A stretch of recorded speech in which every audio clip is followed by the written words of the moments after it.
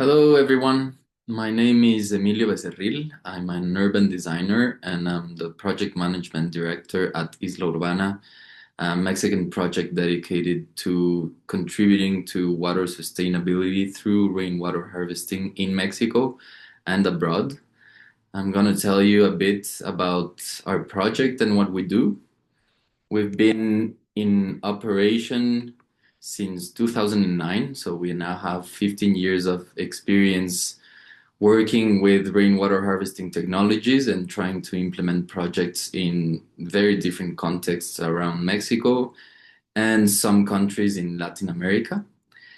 We now have impacted about 475,000 people across Mexico and other places through the installation of around 45,000 rainwater harvesting systems that basically bring water to communities in need for human contact and even for human consumption, thus reducing the need for local water sources and that over exploitation of aquifers, of surface water, and whatnot. And we do this through a very multidisciplinary methodology that not only focuses on installing these systems and developing the technology, but really on making people adopting these systems and making sure that they become a permanent water source that can really change people's behavior and their relationship to water. So I'm going to tell you about how it came to be. This is basically an idea of changing the perspective and renewing people's relationship to water, given that we used to, at least this is the example of Mexico City, we used to have a very close relationship to water a few centuries ago, and we've lost that completely. So using this example where we have this increasing water scarcity around the country, but at the same time, we get basically flooded each year with rainwater. What we want to do is basically shift this perspective from scarcity to abundance, looking at the potential that water and rainwater specifically represents for water autonomy. And what we do is we basically have designed technologies that can be adapted to pretty much any context that use the rainwater that falls onto roofs of existing buildings. And we make it go through a few components that in adding them, basically we can get water that complies with the potable water norms of Mexico. And this way, with very easy to use components that are passive, we can bring water autonomy to families, to schools, to community centers, to industries, to government buildings, using just the water that falls on their roof.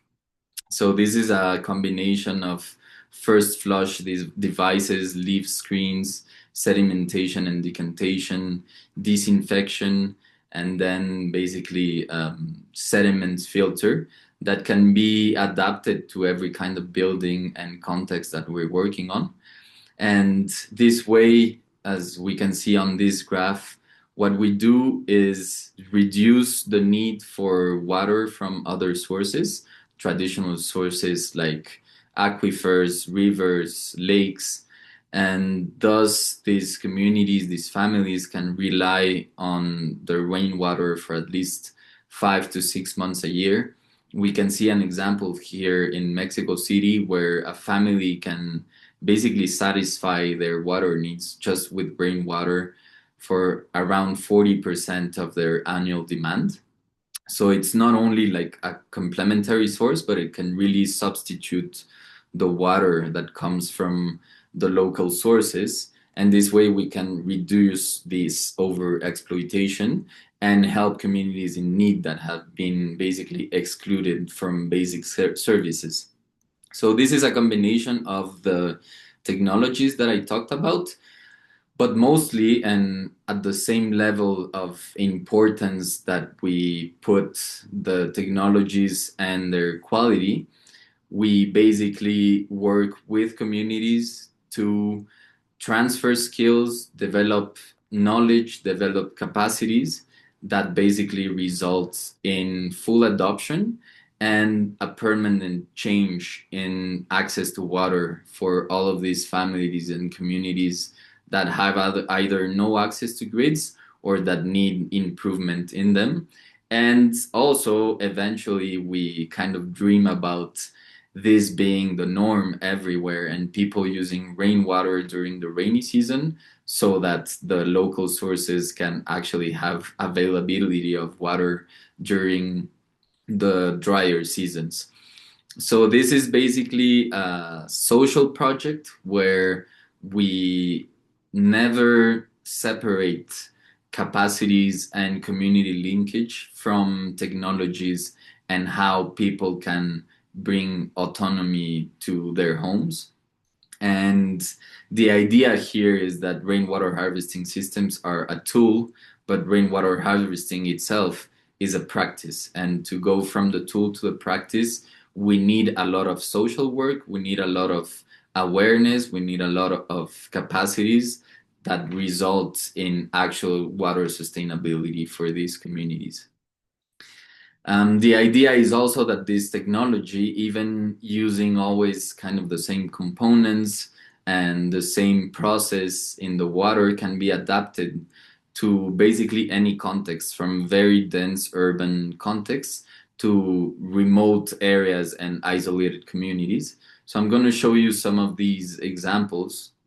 Um, we can go from very like few filters and very basic systems that give water year round for communities that have no access to the grid and that are geographically very complex. And this can be have a lot of add-ons to basically be able to reduce the contamination in the water and make itself safe, sorry, for human contact. We have other examples here, rainwater harvesting systems that have a lot of filters, even purification for human consumption, but don't use electricity. We can adapt this to pretty much any kind of storage. We work with storage that is prefabricated. We fabricate our own. In some communities, it's the community itself that builds the cisterns. So this model and the methodologies for reaching this kind of understanding are appropriated and adapted to any kind of community and geographic region, as long as it rains, of course. Here are some other examples. These are very compact systems for densely built urban areas. We have basically the same, but with even purification for water consumption. And from this, we do a lot of water testing to be sure that if the system is well maintained, it actually complies with norms of safe water. And then we can scale up these technologies. We have programs for schools, for community centers, for government buildings, and we're basically using the same concepts all the time. And we just adapt it to the local needs. We upgrade the systems that are already in place. We have systems working for the past 15 years that are still in use, but we can always add on to them and try to make them better. To this, we also, for every type of building and community that we address, we have workshops, we have activities, even artistic activities like murals.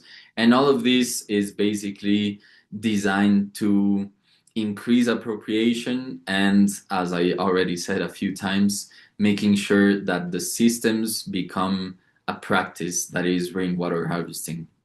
To this, we can go to automation and even like fully automated systems for industries. And all of the time, we keep a very close eye on how the systems are going. We do a lot of monitoring, reporting, evaluation to make sure that these actually work for all of the years that are designed to work. With every systems that we install, we give out didactic material, support. We have now tools like QR codes for failing reports. We have ongoing support and follow up for systems. And basically, the idea is always, as we always emphasize, to be able to ensure that appropriation is going to make communities be water autonomous and resilient. Um, Basically, our idea is if we plant this seed of the rainwater harvesting system and we achieve appropriation, we're gonna get what we're seeing on screen right now, which are communities that go from satisfying around 35% of the demand at first to living 8, 10, even 12 months a year off of rainwater through the personalization of their own systems. Most of these systems are subsidized and rely on government funds or private funds. And our objective is to actually have massification. We can systematize processes and be able to install thousands of these systems and have an actual impact at an urban or at least at a community scale for these to be integrated into new water management models that which rainwater harvesting is a part of. We don't think rainwater harvesting is gonna just transform the whole thing. We believe that if we integrate different eco technologies, if we put the populations that need at the center of these implementations and of public policy, we can really achieve water autonomy and sustainable water management models. So this is basically what we do. It's a pleasure to be able to share all of this information and our work. I hope you really enjoy it. This is us. And well, I wish I was there live with you, but till now I just leave you with this and hope you enjoy this little talk.